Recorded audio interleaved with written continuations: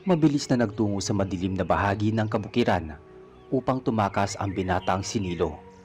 Matapos niyang patayin na wasak ang tiyan at wala ng laman loob ang isang mataas na opisyales ng kapulisan na si Major Brick Zamora. Kilala si Major Zamora sa pagiging diktador at abusado sa kanyang katungkulan. Sa sobrang pagmamadali ni Nilo ay hindi niya napansin na tinamaan pala siya ng bala na mula sa baril ng isa sa mga pulis na kasama ni Major Zamora, na naging dahilan para manghina at tuluyang mawalan ng malay ang binata dahil sa pagkawala ng maraming dugo. Kaya bumagsak sa lupa ang katawan na hubot-hubad sa isang masukal na kagubatan. Sa hindi kalayuan ay may matandang ermitanyo pala ang laging nakasubaybay sa binata sa bawat ginagawa nitong pagpatay sa mga makapangyarihang tao na abusado sa kanilang katungkulan na nagngangalang Mang Wancho. Mabilis na tinakpan ng matandang ermitanyo ng mga tuyong dahon ang buong katawan ni Nilo. Nang maramdaman nitong may mga taong papalapit sa kinaroroonan ng binata. "Tanda, may napansin ka bang tumatakbo sa lugar na to?" Matapang na tanong ng isang pulis na hinihingala. Pasensya na, Ginoo. Wala akong napansin na tumatakbo dito. Pero parang may narinig ako sa bandang likod na parang may gumagalaw. Hindi ko na kasi masyadong maaninag dahil medyo malabo na rin ang mata ko. Dahil na rin siguro sa katandaan at medyo madilim ang paligid. Pagsisinungaling ng matanda. Ganun ba? Ano palang ginagawa mo sa lugar na to? Hindi mo ba alam na mapanganib lalo na sa ganitong oras ng gabi dahil sa mga kumakalat na aswang? Ang diskumpiyadong tanong ng isang pulis. Kabisado ko naman ang kagubatan dahil malapit lang ang bahay ko rito. At kung naghahalala ka naman sa kalagayan ko, tingin ko naman hindi na ako gagalawin ng mga aswang dahil sa wala naman silang makikita sa matandang kagaya ko. Pagkalipas ng ilang oras, ay muling sumilip ang gabi.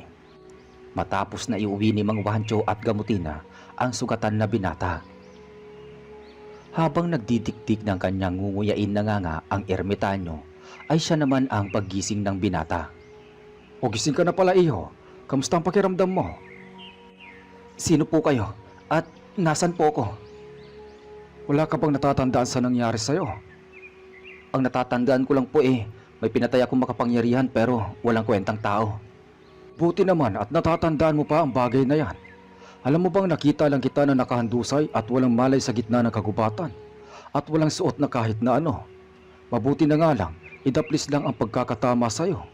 Kung medyo minalas-malas ka lang ng kaunti baka pinaglalamayan ka na ngayon. Kilala niyo po ba kung sino at ano ang iniligtas mo? O kung hindi ka man lang ba nagtataka kung bakit ako walang suot na kahit anong damit man lang? Tanong ng binata habang nakahiga. Kailangan pa bang malaman kung sino at ano ang tutulungan mo? Ang alam ko, kapag may nangangailangan ng tulong dapat tulungan. At tungkol naman sa tanong kung bakit hindi ako nagtataka, kung bakit wala kang damit, ang sagot ko dyan wala akong pakialam kung ano man ang dahilan mo kung bakit wala kang suot. Seryosong sagot ng ermitanyong si Mang Wancho. Dahil hindi kilala ni Nilo kung sino ang matandang tumulong sa kanya, ay gusto niya itong subukan kung kasabwat o tauhan ba siya ng mga masasamang loob na tulad ng pinakamayaman at makapangyarihang tao sa kanilang bayan na si Don Ramon. Sumilip si Nilo sa bintana nang makita niyang gabi ay tumayo na siya sa harap ni Mang Wancho at tumingin ng masama. Tahimik na pinakikiramdaman ang sarili. Sa bawat segundong lumilipas ay katumbas nito ay ang unti-unting pagbabago ng anyo ng binata. Ang buong katawan ay binalutan ng mahabang balahibo habang ang mga kuko ay humaba na parang kutsilyo. Ang matay nanlilisik at kulay pula at ang pangil na walang kasing talim na tila kahit anong bagay ay kaya nitong butasin sa pamamagitan ng isang kagat. Nananatili lamang na kalmado habang nakatingin sa nakakatakot na anyo ng binatang aswang na si Nilo. Uupo ka lang ba dyan sa tabi at tititigan ako? Hindi ka ba natatakot dahil kaya kitang patayin sa isang iglap lamang kung gugustuhin ko? Takot na may halong pananakot ni Nilo sa matanda. Tila parang walang narinig si Mang Wancho sa sinabi ni Nilo. Nananatili pa rin itong nakatingin at mababakas sa kanyang muka na hindi man lang ito natakot o nabigla sa ginawa ng binata kahit kunti man lang. Matapos ang ilang segundo ay doon lamang ito nagsalita. Pinapatawang ba ako, iho? Kung gusto mo magpatawa, sabihin mo lang dahil tatawanan kita. Huwag ka lang mapahiya. Kung ako sa'yo, tigilan mo na yung ginagawa mo dahil wala ka namang mapapala. At kung hindi mo gusto ang ginagawa ko sa'yo, na pagliligtas, pwede ka namang umuwi. Bukas naman ang pintuan at hindi naman kita pinipigilan dahil nailigtas na kita sa maaga mo sanang kamatayan. Imbis na matakot ay inasar lamang at kinutya ni Mang Wancho si Nilo at pinagpatuloy na lamang ang ginagawa nitong pagkain ng kanyang nganga. Doon napatunayan ni Nilo na hindi siya tauhan ng sinumang masasamang loob. Nabasa rin ng binata na hindi basta-basta ang matandang kausap niya dahil kakaiba ito sa mga taong kanyang nakakasalamuha. Mabuti naman at bumalik ka na sa normal mong anyo. Mukhang bumalik naman din yung lakas mo. Pwede ka na rin umuwi kung gusto mo. Pero kung ako ang tatanungin mo, mas maganda kung bukas ka na lang ng umaga dahil baka nasa paligid lang yung ibang pulis na naghahanap sa'yo dahil mataas na opisyalis ang pinatay mo. Babala ni Mang Wancho. Sinunod ni Nilo ang payo ng ermitanyo na manatili pa ng isang gabi sa bahay at huwag munang umuwi. Samantala sobrang pag-aalala ni Aling Cora sa anak na si Nilo dahil sa 2 gabi na pagkawala ay hindi na napigilan nito na lumabas ng bahay para hanapin ang anak sa kailaliman ng gabi sa loob ng masukal na kagubatan. Ilang oras pa ang lumipas ay muling nakatulog si Nilo. Ang mabilis na nagising si Mang Wancho nang makarinig ito ng isang sigaw ng isang tao na parang nangangailangan ng tulong.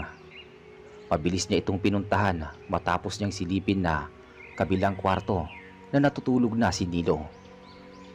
Matapos ang ilang minuto nang marating ng ermitanyo kung saan nang gagaling ang sigaw, ay nanlaki na lamang ang mata nito nang makita na lamang niya ang isang bangkay na wasak ang katawan at wala ng laman loob.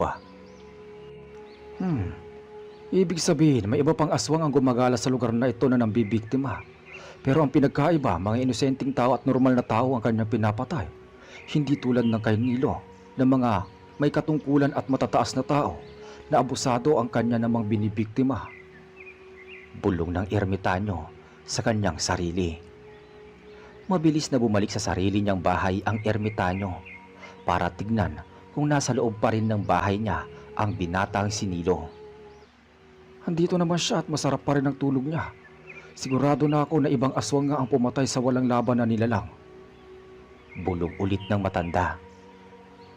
Samantala halos ilang oras nang nag-iikot si Aling Cora para hanapin ang kanyang anak na si Nilo nang bigla itong makaapak ng isang patibong na gawa sa mga alagad ni Don Ramon. "Tulungan niyo ako! Tulungan niyo ako!" Sigaw ng nagmamakaawang matanda na si Aling Cora. Ilang minuto lang ang lumipas ay naramdaman ni Aling Cora na may nakarinig sa kanyang sigaw na agad na nagpatanggal sa kanyang pag-aalala. "Maraming salamat po, sir, at dumating kayo. May tutulong na sa akin para makaalis sa patibong na to." Ang masayang wika ni Aling Cora. "Pre, salamat daw dahil may tutulong na sa kanya para makaalis sa patibong." Pangungot siya ng isang pulis na sinabayan pa ng malakas na tawa. "Mabuti pa, pre, ibaba na natin yan bago pa maging aswang upang sa ganun matali na rin natin upang may maibida naman tayo kay Don Ramon." Pagyayabang na usal ng isa pang pulis. Pagkatapos nilang tanggalin sa bitag si Aling Cora, ay agad na itinali ang kamay ng mga pulis at dinala sa palasyo ni Don Ramon. "Mga pre, inutos ni Don Ramon na dalhin natin at itali ang nahuli ninyo sa gitna ng plaza para makita ng taong bayan na nahuli ni Don Ramon ang aswang at pinapasabi din niya na siguraduhin hindi yan makakawala sa kanyang pagkakatali." Matapos ang isang oras, pagkatapos itali sa Aling Cora sa gitna ng plaza, ay isang iglap ay halos napalibutan na ng buong lugar ng mga taong gustong makakita ng aswang. Gusto nilang masaksihan kung papaano magpalit ba ng anyo si Aling Cora. Dahil hindi naman totoong aswang si Aling Cora, ay walang naganap na pagbabago ng anyo.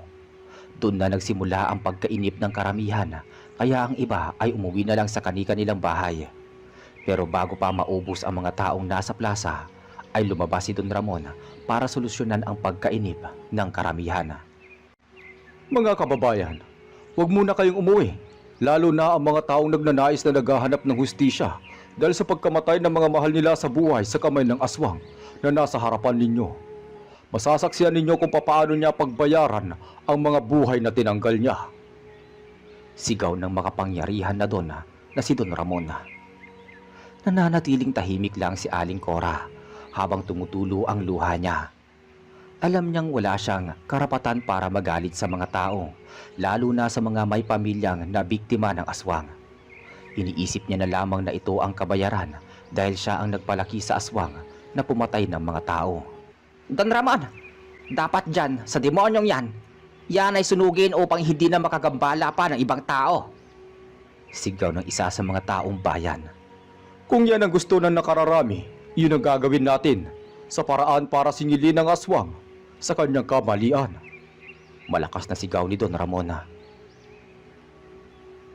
Sabay-sabay na sumigaw ang mga taong bayan habang galit na galit kay Aling Cora dahil sa paniniwala ng mga tao na siya ang tunay na aswang. Wala silang ibang bukang bibig kundi sunugin, sunugin, sunugin. Walang nakakakilala kay Mang Wancho sa mga taong nasa paligid. Nag-oobserba lamang siya sa mga posibilidad na mangyari. Naghihintay ng tamang pagkakataon. Nang napansin ng matandang ermitanyo na sa unang pagkakataon ay lumapit na si Don Ramon sa nakatali na si Aling Cora, nahawak sa kanang kamay ang isang baso na may lamang gasolina habang nasa kaliwang kamay naman ang isang sulo na siyang gagamitin para sunugin ang nakataling si Aling Cora. Pasimple itong bumulong sa sarili na parang may ginagawang orasyon. Sinabayan pa ng pagpukpok sa lupa ng hawak niyang tungkod. Bago pa magawa ni Don Ramon ang balak niyang pagsunog kay Aling Cora, ay mabilis na nagkaroon ng pagkulog at pagkidlat. Ang madilim na kalangitan ay bumuhos ng malakas na ulan. Mga kababayan, ipinag-uutos na po ni Don Ramon na umuwi na po tayong lahat dahil hindi na po matutuloy ang pagsunog sa aswang.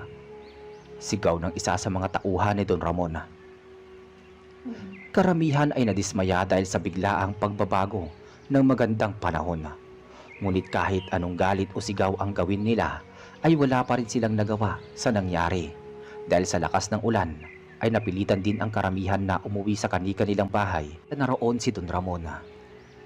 May kaunti ring panghihinayang sa mukha ng Don dahil hindi man lang niya naaninag ang natatakpan na mukha ni Aling Cora dahil sa buhok nitong nakatakip. Tanging ang natira na lamang sa plaza ay ang nakataling si Aling Cora at ang dalawa nitong bantay na nakatayo sa magkabilaang gilid ng kawawang matandang nakatali. Ang magandang pagkakataon na iyon ay ginamit ni Mang Wancho. Mabilis itong kumilos at sa isang iglap ay nakita na lamang na nakabulagta ang dalawang nagbabantay kay Aling Cora. Habang wala ng matang nakatingin ay agad na pinakawalan ni Mang Wancho ang nakataling si Aling Cora. Alam ni Mang Wancho na si Aling Cora ang ina ng binatang aswang na kanya ring tinulungan na si Nilo. Kaya niya ito iniligtas sa kamay ng Dona. Ilang oras ang lumipas. Matapos na maihatid ni Mang Wancho si Aling Cora sa kanyang bahay, ay siya naman ang pagdating ng anak na si Nilo na walang kaalam-alam na muntik nang mamatay ang kanyang ina sa kamay ng isa sa mga gusto nitong patayin na si Don Ramon. Galing, bakit ngayon ka lang umuwi? Bungad ng inang galit dahil sa sobrang pag-aalala. Pasensya na po, Nay, kung napag-alala ko po kayo. Nabaril po kasi ako ng isa sa mga alagad ni Major Zamora. Mabuti na nga lang po may matandang lalaki na tumulong sa akin. Mabuti na lang at may nagmagandang loob na tulungan ka. Ang mahirap kasi anak, masyado ka nang nagpapakabayani. Hindi ko naman sinasabi na hindi maganda ang ginagawa mo dahil ang pinapatay mo naman ay mga salot sa lipunan. Pero dahil sa ginagawa mo, inilalagay mo rin sa panganib ang buhay mo. Usal ng inang nag-aalala. Nay, eto na naman tayo . Ilang beses ko na pong naririnig sa inyo yan. Huwag na kayo masyado mag-alala. Kaya ko naman po ang sarili ko. Sabi ni Nilo. Kaya? Kaya mo nga ba talaga ang sarili mo? Katulad ngayon, Kung walang tumulong sa'yo, baka ikaw na ang nakatali sa plaza at pinapanood ng maraming tao na sumisigaw na sunugin ka na. Wika ng ina na si Aling Cora. Bakit po ninyo alam ang bagay na yan? Maikling tanong ni Nilo. Siyempre, doon kita hinanap. Baka kasi ikaw yung nakatali doon. Mabuti na lang babae ang tinali sa plaza na pinakilala sa taong bayan. Mabilis na pagsisinungaling ni Aling Cora sa anak. Samantala, nang malaman ni Don Ramon na nakawala ang babaeng itinali nila sa plaza, ay nagwala ito at sobrang nagalit sa kanyang mga tauhan. Anong nangyari? Bakit nakawala ang binabantayan ninyo? Mga bugok talaga kayo. Pasensya na po sir, mabilis ang pangyayari. Bigla na lang may humampas sa likod ko kaya hindi ko na nalaman ang mga sumunod na nangyari. Nagising na lamang po ako na wala na ang nakatali. Wala talaga kayong kwenta. Maganda na lang siguro kung papatayin ko na lang kayo para magkaroon kayo ng silbi sa aking tiyan. Bulalas ng Donna. Namumula ang mata niya. Walang nagawa ang dalawang bantay kundi ang bumulagta sa sahig at bawian ng buhay dahil sa ginawang pagpatay sa kanila ni Don Ramon na bigla itong nag-iba ng anyo at naging aswang. Alam ni Don Ramon na ang babaeng itinali nila sa plaza ay hindi talaga totoong aswang dahil ang nakitang bangkay sa kagubatan na wasak ang tiyan at wala ng lamang loob ay siya mismo ang pumatay dito dahil siya ang hinahanap ni Mang Wancho na maliban kay Nilo ay may isa pang gumagala sa kanilang bayan. Don Ramon, maganda po siguro kung bumalik na po kayo sa pagiging tao. Baka po kasi may makakita po sa inyo na ibang tao. Ang takot na wika ng kanyang pinakaalalay na si Hector. Matapos na patayin at kainin ni Don Ramon ang mga laman loob ng dalawa niyang tauhan, ay agad itong bumalik sa anyo ng tao nang marinig ang sinabi ng kanyang alalay. Alisin ninyo ang mga bangkay na yan at ilibing sa malayo para hindi ko maamoy ang kanilang mga kabubuhan. Matapang na utos ni Don Ramon. Masusunod po, Don Ramon. Mahinahon at maiksing tugon ni Hector. Utos mo na rin na hanapin ang babae na katakas. Siguraduhin ninyong may babalik ninyo sa plaza ang taong yon bago maggabi. Dahil kung hindi, kayo ang itatali ko sa plaza. Galit na utos ng Donna. Mabilis na kumilos si Hector at agad na nagsama ng maraming tauhan para muling bumalik sa kagubatan dahil may nakakakilala kay Aling Cora na doon siya nakatira. Samantala walang kaalam-alam ang mag-inang sina Aling Cora at Nilo na may darating na panganib sa kanilang bahay. Nay, para po hindi na po kayo magalit sa akin eh. Babalik na lang po muna ako sa bukid para tignan ang mga pananim natin. At magdadala na rin po ako ng ibang pwedeng itanim para kung may oras pa, madadagdagan natin ang ating mga aanihin pagdating ng tamang oras. Magalang na pagpapaalam ni Nilo sa kanyang ina. Mabuti pa nga anak, ako naman ay magluluto na at maglilinis dito sa bahay para pagdating mo makakakain at makakapagpahinga ka na rin. Huwag ka na masyado magpapagabi dahil nagkalat ang mga tauhan ni Don Ramon. Sabi ng kanyang ina. Masusunod po, Nay. Huwag na po kayo masyado mag-alala sa akin. Halos isang oras lang ang lumipas. Pagkatapos na umalis ni Nilo sa kanilang bahay, ay saka naman ang pagdating ng mga alagad ni Don Ramon sa pangunguna ng alalay nito na si Hector. Walang kalaban-laban si Aling Cora sa ginawang paghuli sa kanya ng mga masasamang loob. Para siyang baboy na kinaladkad na nakatali ang kamay at paa. Pakawalan niyo ako! Ano bang kailangan niyo sa akin? Wala naman akong ginagawang masama sa inyo. Alam mo siguro hindi ka namin mahuhuli ulit, no? Kahit aswang ka pa, hindi ka makakaligtas sa amin. Ang gigil na tugon ng isa sa mga tauhan ni Don Ramon. Sinabi ko naman sa inyo na hindi ako aswang. Sabihin na nating totoo na hindi ka aswang. Tingin mo ba hayaan ka namin mabuhay dahil marami nang nakakakilala sa'yo? Magbibigay ka ng takot sa maraming tao dito sa bayan dahil alam nila na ikaw ang aswang na pumapatay. Usal ng walang awa na alalay ni Don Ramon na si Hector. Matagumpay na naibalik ni Hector sa mga kasama nito na maitali muli si Cora sa plaza.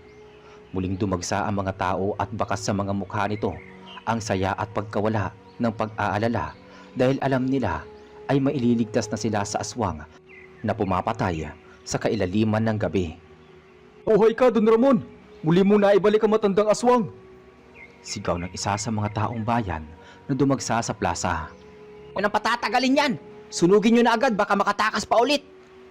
Sigaw naman ng isa pang taong bayan na galit sa aswang. Sa pagkakataong ito ay mukhang mauubusan na ng swerte si Aling Cora dahil ang ermitanyong si Mang Wancho na tumulong sa kanya na makatakas noong una ay wala sa paligid dahil nagpapahinga ito sa kanyang sariling bahay.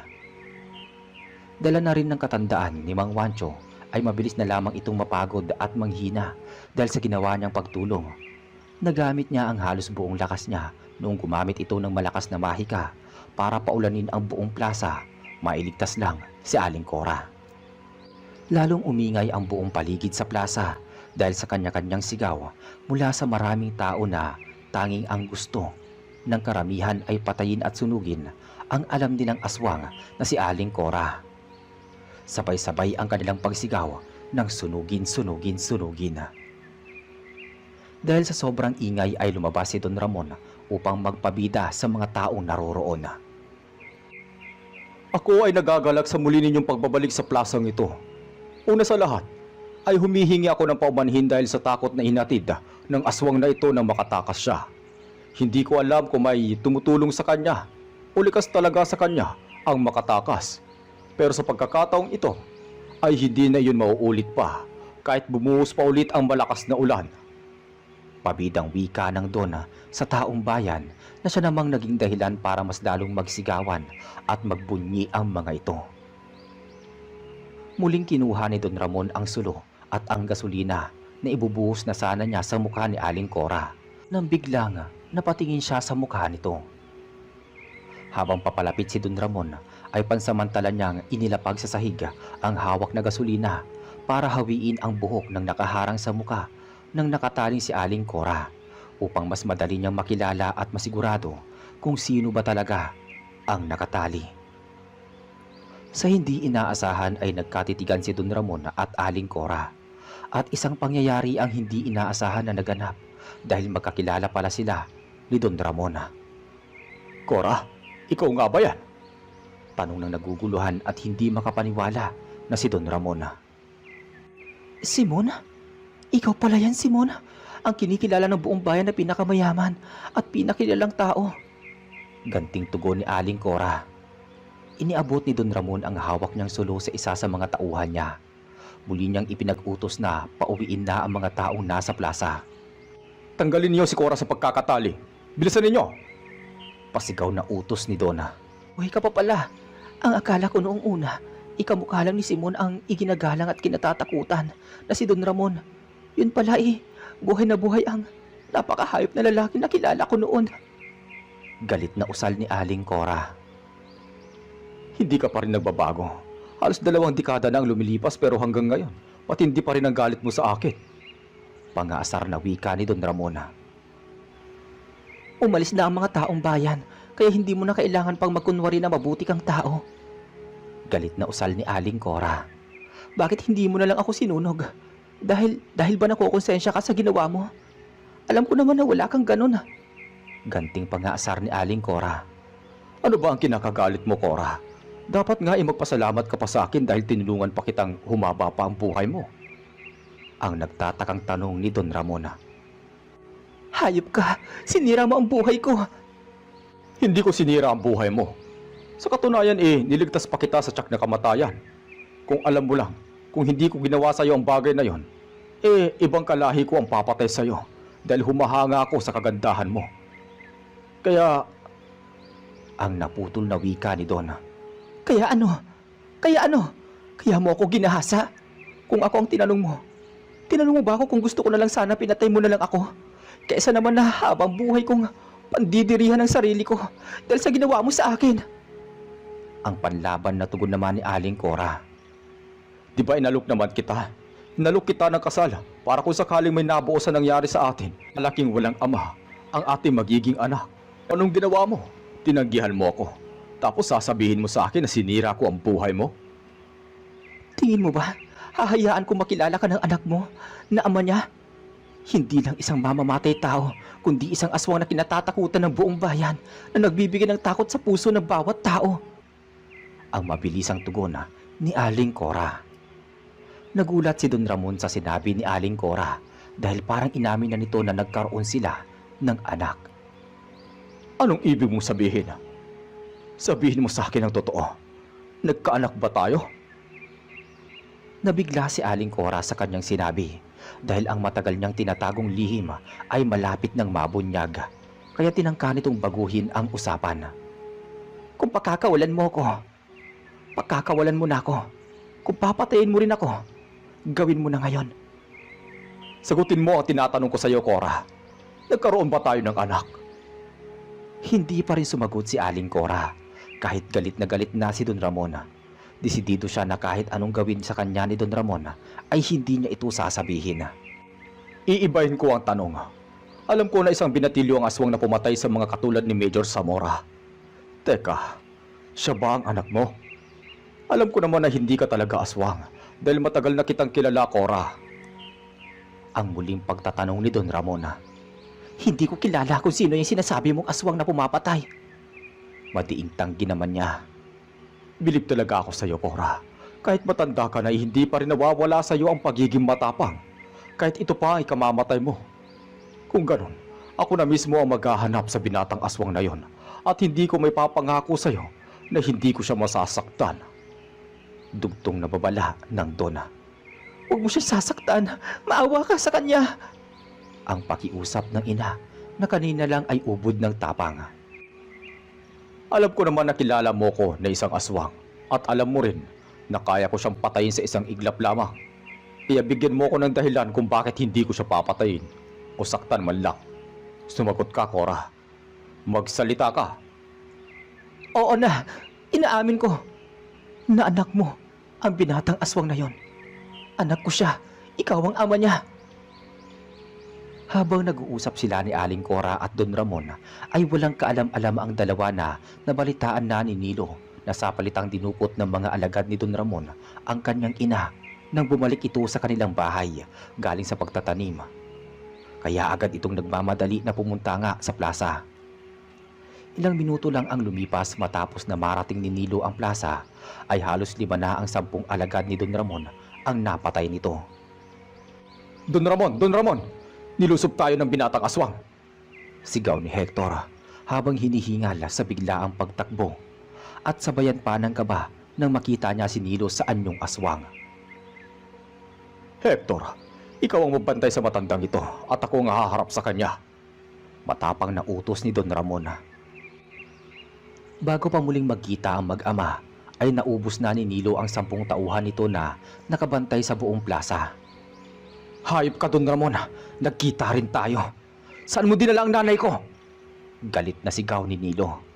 Huwag kang mag-alala. Hindi ko naman kayang sakta ng ina ng anak ko.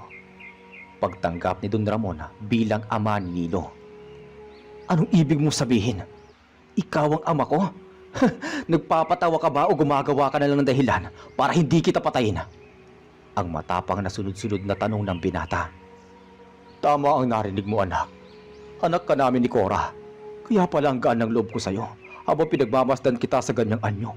Sabi nila, nakakatakot ang itsura mo dahil isa kang aswang. Pero hindi naman ako naniniwala doon dahil natutuwa ako na dumadaloy sa isang binatang katulad mo ang sarili kong dugo.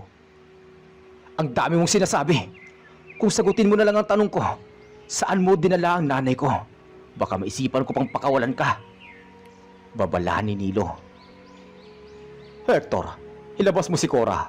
Baka sabihin ng anak ko hindi ako nagsasabi ng totoo. Utos ng Dona. Hindi mo ako anak. Kaya huwag ka magpanggap na isang mabuting ama dahil wala akong ama na katulad mong isang demonyo.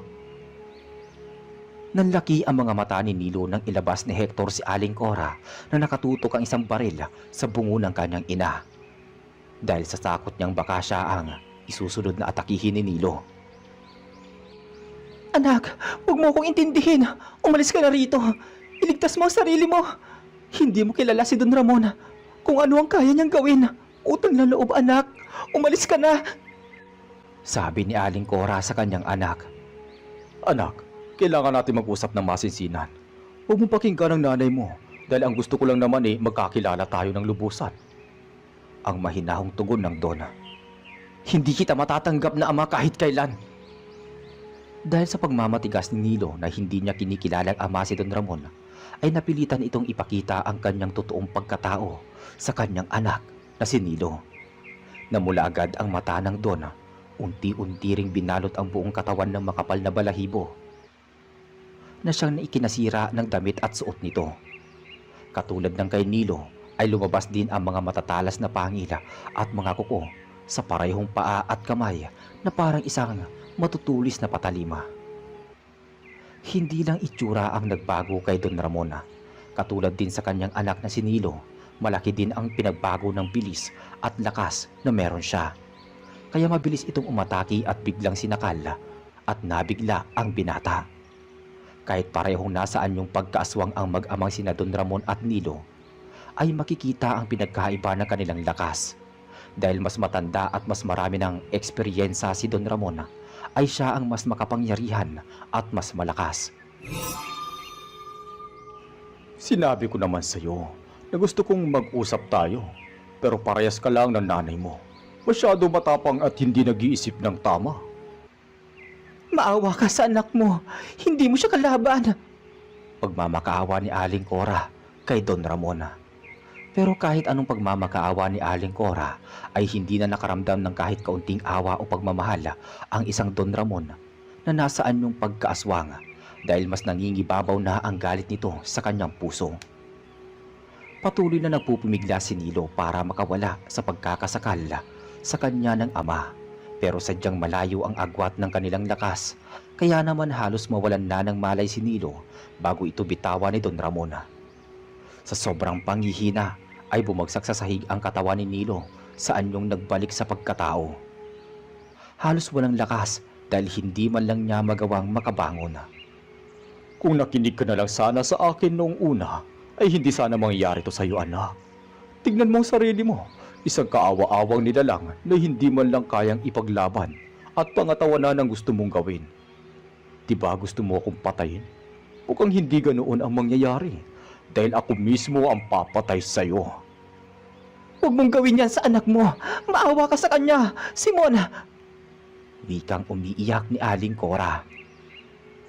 Matapos pabagsakin ni Don Ramon ang anak, ay ibinaling naman nito ang atensyon kay Aling Cora. Tulad ng ginawa niya kay Nilo, sinakal niya din ito. At ilang segundo lang ang itinagal ay nawalan na ng malay ang matandang babae. Kitang-kita ni Nilo ang ginawa ni Don Ramon sa kanyang ina na walang kalaban-laban. Sa sobrang awa sa kanyang sarili at sa inang nawalan ng malay, ay pagluha na lamang ang tangi niyang nagawa dahil sa panghihina ng kanyang bugbog na katawan. Hindi pa natapos si Don Ramon kay Aling Cora. Tulad ng ginawa niya sa mga nauna niyang biktima, ay binutas nito ang tiyan at kinain nito ang laman loob ni Aling Cora na hindi man lang nagdadalawang isip. Natulala na lamang si Nilo sa kanyang nakita kung paano patayin ng kanyang amang aswang ang inang nakahiga na walang malay at ngayon ay wala na ring buhay. Hindi lang si Nilo ang nakakita kundi pati na rin ang masugid na alagad na si Hector.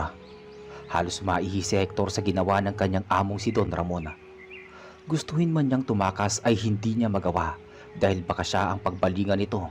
Kaya kahit nanginginig na ang buong katawan niya sa sobrang takot, ay minabuti na lamang niyang tumayo at maghintay sa mga susunod na mangyayari. Matapos patay ni Don Ramon si Aling Cora, ay parang hindi pa ito nakontento dahil muli itong humakbang papunta sa kinalalagyan ni Nilo. Nagustuhan mo ba ang munti kong palabas, anak? Hayop ka talaga! Hayop ka! Sige, lakasan mo pa. Ibuhos mo na ang lahat ng natitira mong lakas. Dahil ilang segundo na lang ay magsasama na kayo ng nanay mo. Ang nakakatakot na banta ng Don. Nakaamba na ang kanang kamay ni Don Ramon na may matutulis na kuko para ipangbutas sa tiyan ni Nilo nang biglang lumakas ang hangin at kasunod ang makapal na usok na bumalot sa buong paligid. Halos isang minuto ay unti-unting nawala ang makapal na usok. At nang matanaw ni Don Ramon ang katawan sa kanyang harapan, kahit hindi pa niya masyadong nakikita ang muka, ay agad nitong itinuloy ang plano nitong butasin ang tiyan ng nasa harapan niya. Matapos niyang maibaon ang kanyang buong kamay sa sikmura, ay doon lang niya napansin na nawala na sa harapan niya ang nakahigang katawan ni Nilo. Bagkus ay napalitan ito ng katawan ng kanyang alalay na si Hector. Hector, bakit ikaw nandyan? Asa si Nilo? Pagtataka at gulat na tugon ng Donna. Ulat ka ba, Ramon? Isang pamilyar na tinig ang narinig ng Donna. Walang hiya ka, Wancho. Buhay ka pa pala. Sobra na ang ginagawa mong pagkalat ng dilim dito sa lupa. Maganda siguro mawala ka na rin dito. Isang kumpas ang ginawa nito sa kanyang hawak na tungkod na sinabayan ng bulong na parang nag-oorasyon. Isang malakas na kidlat ang lumabas mula sa kalangitan, ang tumama sa palusog na sana na naturang Donna. Halos hindi makilala ang buong katawan ni Don Ramon sa lakas ng boltahing tumama na naging dahilan ng pagkasunog ng kanyang katawan na tumapos sa kanyang buhay. Isang linggo ang lumipas. Mukhang malaking bagat punong-puno ng laman ang dala mo, ah. Tanong ng ermitanyo. Mabuti naman po at nagkita tayo. Una po sa lahat, salamat po sa lahat ng tulong ninyo. Bala ko na pong dumaan muna sa bahay ninyo bago ako umalis sa lugar na to. Gusto ko po kasing kalimutan ang masamang nangyari, lalo na ang pagkamatay ni inay. Madamdaming tugon ni Nilo. Ah, ganun ba? Mukhang hindi na kita mapipigilan dahil buo na ang iyong pasya. Ang tangi ko lang siguro masasabi sa'yo, ay mag-iingat ka palagi at ingatan mo naman palagi ang sarili mo at tigilan na ang mga dating gawin. Wika ng matandang ermitanyo. Hindi ko po mapapangako hanggat may nakikita akong mga nilalang na abusado sa kanilang mga katungkulan. Gagawin at gagawin ko kung ano ang nakasanayan ko.